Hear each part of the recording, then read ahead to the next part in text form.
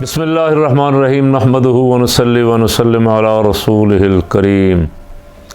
آج جب صبح میں فجر کی نماز کے لیے اٹھا، تقریباً 4 بجے تھے، تو وضو کر کے اتفاقاً میری ٹیلی فون پہ نظر پڑی، کوئی شاید واٹس ایپ میسج آ رہے تھے، تو دیکھا بڑی اندوہناک خبر، یقین نہیں آیا۔ پھر اسے 2-3 جگہ کھول کے دیکھا کہ ارشد شریف کو قتل کر دیا گیا۔ دل مان ہی نہیں رہا تھا۔ کافی دیر کوشش کی سنبھالنے کی اپنے آپ کو کہ شاید یہ خبر اللہ کرے جھوٹی ہو جائے۔ ارشد شریف کو ہم الحمدللہ کافی سالوں سے سن رہے ہیں، اور خوب جو اس نے ننگا کیا، بے نقاب کیا مافیاز کو دلائل کے ساتھ، اس کے پاس ڈاکومنٹ کے ساتھ، تمام ڈاکومنٹ کے ساتھ، ایسے جس طرح اس نے افواج پاکستان کے ساتھ اگلی سرحدوں پہ جا کے دہشت گردوں کے خلاف ویڈیو بنائی، دہشت گردوں کے خلاف اس نے بڑی دلیرانہ آواز اٹھائی، وہ دیکھ کے طبیعت مانوس ہو گئی تھی۔ اور وہ چند ان لوگوں میں سے تھے جن کو ہمارے جیسے لوگ سنتے۔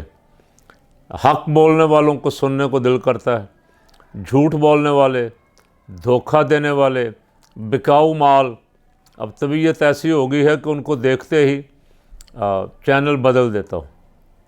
میری طرح اور بھی لاکھوں کروڑوں پاکستانی ہیں جن کو پتہ ہے کہ یہ جھوٹ بول رہا ہے، بولنے والے بہت سارے ہیں اور ان کو سنتے نہیں۔ یہ چند لوگ ہیں جن کو الحمدللہ سچ بولنے کی بنا پہ، ان کی حب الوطنی کی بنا پہ، ان کے پاکستان کے ساتھ کھڑا ہونے کی بنا پہ اب بار بار سننے کو دل چاہتا تھا، لیکن آج یہ خبر بھی سننی پڑی کہ ان کو قتل کر دیا گیا ہے۔ حیرانگی ہوئی۔ میرے خیال میں تو پہلے یہ تھا کہ شاید وہ لندن میں ہیں، کبھی یہ بھی خبر سنی تھی کہ دبئی میں ہیں، اور اب آج جو خبریں آئیں کہ دبئی میں بھی ان کو رہنے نہیں دیا گیا، دبئی سے بھی مطالبہ کیا جا رہا تھا کہ یہاں ہمیں واپس کرو یا ملک بدر کرو ان کو۔ وہ کیا کر رہے تھے؟ وہ پھر پاکستان کے حق میں بول رہے تھے، وہ پاکستان کی بات کر رہے تھے، وہ محب وطن تھے، اور پاکستان دشمنوں کو بے نقاب کرتے رہتے تھے۔ پاکستان سے وہ کیوں گئے؟ جب سے یہ امپورٹڈ حکومت آئی ہے۔ آج میں نے قمر الزمان قاہرہ کی پریس کانفرنس تھی، اس میں شاید وہ آدھا منٹ ارشد شریف پہ بولے ہوں گے، باقی توشہ خانہ پہ بولے۔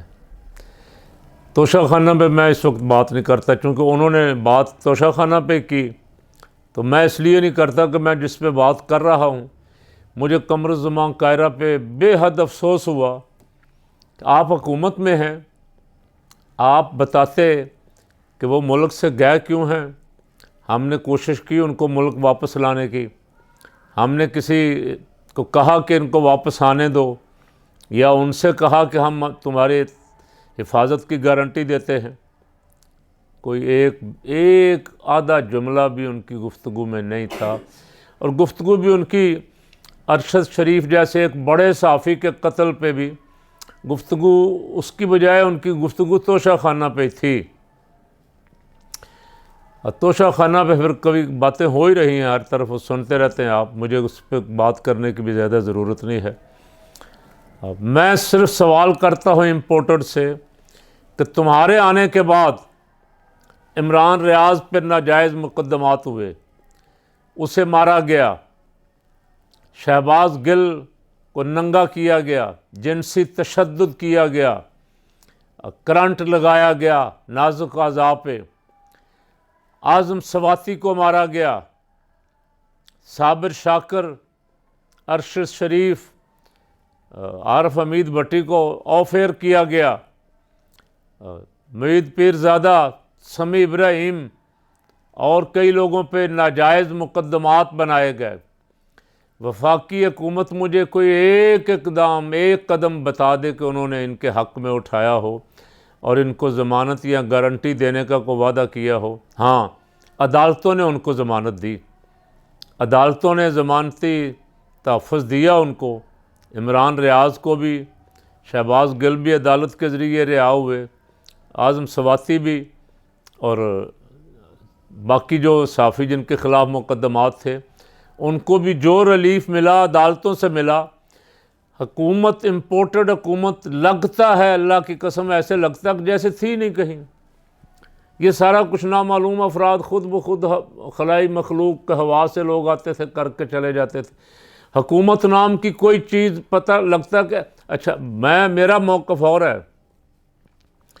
میرا موقف یہ ہے کہ یہ سارا کچھ کر خود ہی رہے ہیں، یہ الزام کسی اور پہ ڈلوانا چاہتے ہیں، کسی اور کو بدنام کروانا چاہتے ہیں، یہ بدلہ لینا چاہتے ہیں اپنے 4.25 سال کی اقتدار سے محرومی کا۔ اس لیے انہوں نے کوئی ایک قدم بھی، جمہوریت کے چیمپئن ہیں رضا ربانی صاحب، فرت اللہ بابر صاحب، یہاں لطیف کھوسا، قمر الزمان قاہرہ اور رانا ثناء اللہ اور پتہ نہیں کیا کیا، شاہد خاقان عباسی اور حسن اقبال وغیرہ، یہ چیمپئن ہیں جمہوریت کے۔ لیکن ان کی زبان پھوٹ جائے اگر انہوں نے ایک لفظ بھی بولا ہو، مار پڑی صحافیوں کو، تو احمد خان صاحب بجائے مذمت کرنے کے عمران ریاض کی دفعہ ذمہ داری قبول کر رہے تھے۔ اب آپ اندازہ لگا لیں، جو کچھ عمران ریاض نے کہا، جو کچھ شہباز گل نے کہا، جو اعظم سواتی نے کہا، اس سے ہزار گنا زیادہ جملے سخت اور گالیاں ان کی اپنی پڑی ہوئی ہیں، امپورٹڈ حکمرانوں کی، ان کے سارے بڑوں کی پڑی ہوئی ہیں۔ لیکن بہانہ بنا کے گرفتاریاں بھی کی گئیں، ان کی نوکریاں بھی چھینی گئیں، آزادی اظہار رائے پہ ڈاکہ بھی ڈالا گیا، اور پھر چیمپئن بھی یہ ہیں۔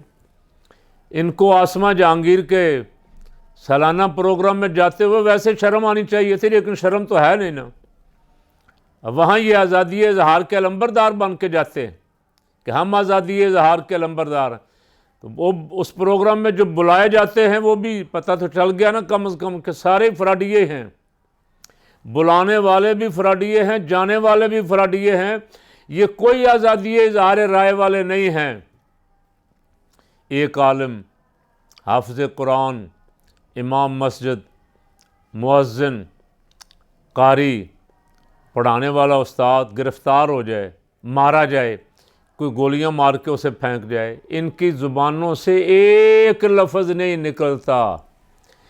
کسی بڑے کا کتا مارا جائے تو یہ زمین آسمان ادھر کا ادھر کر دیتے ہیں، یہ عالمی اداروں کو ایڈریس کرتے ہیں، یہ عالمی اداروں کو اپیلیں کرتے ہیں، پاکستان کے خلاف پروپیگنڈا شروع ہو جاتے ہیں، اور مرا کسی کا کتا ہو لیکن لگتا ہے کہ جیسے ان کا کوئی بڑا مر گیا ہے، اور یہ اس کے لیے پھر جو ہو سکتا ہے ان سے زبان بولتے ہیں، اداروں کو بولتے ہیں، جرنیلوں کو بولتے ہیں، ججوں کو بولتے ہیں۔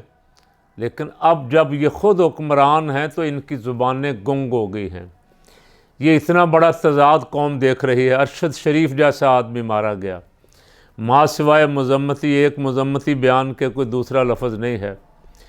کاش صبح ہی بیان آ جاتا وزیر اعظم صاحب کا کہ جوڈیشل کمیشن بنا رہے ہیں اور اس کی آزادانہ تحقیقات کروائیں گے۔ ویسے ہم تو ان لوگوں میں سے ہیں جو احترام کرتے ہیں الحمدللہ عدالتوں کا، اپنے اداروں کا۔ ہماری تو خواہش یہ تھی کہ جس طرح چیف جسٹس صاحب نے اور بہت ساری چیزوں پہ نوٹس لیے تھے پہلے ثاقب نثار صاحب، یہ چیف جسٹس صاحب بھی اس پہ نوٹس لے لیتے فوراً۔ صبح جب خبر آئی تھی، جب انہوں نے دیکھی تو اس قتل کی تحقیقات کرواتے، نوٹس لے لیتے، فوراً نوٹس لے کے سب کو کٹہرے میں لے آتے۔ کہیں تو یہ سلسلہ رکنا چاہیے نا۔ ایک صحافی کو مارا پیٹا گیا، ننگا کیا گیا، کوئی نوٹس نہیں، دوسرے کو کوئی نوٹس نہیں، تیسرے کو کوئی نوٹس نہیں، اب بندہ ہی مار دیا گیا۔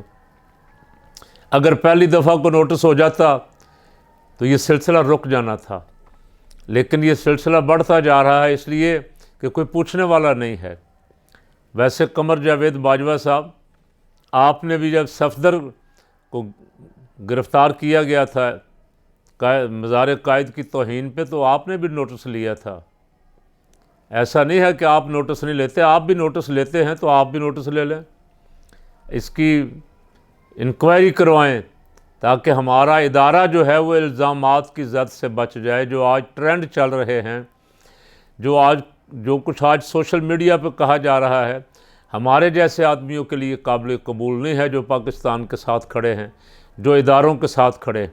اس لیے میں مطالبہ کر رہا ہوں تمام بڑوں سے کہ اس کی فوراً انکوائری ہونی چاہیے، اور چند دنوں کے اندر اندر قاتلوں کو کٹہرے میں لا کے سب کے سامنے بے نقاب کرنا چاہیے۔ جو خبریں میں سن رہا ہوں، میں اس ساری بیان تو نہیں کر سکتا، لیکن سنائپر نے نشانہ لے کے جس طرح ان کو گولی ماری ہے، اس سے تو صاف لگتا ہے کہ یہ کوئی منصوبہ بندی سے بندہ مارا گیا ہے۔ کینیا کی پولیس کو ان کے ساتھ کیا دشمنی تھی؟ کینیا میں ان کی کس کے ساتھ لڑائی تھی؟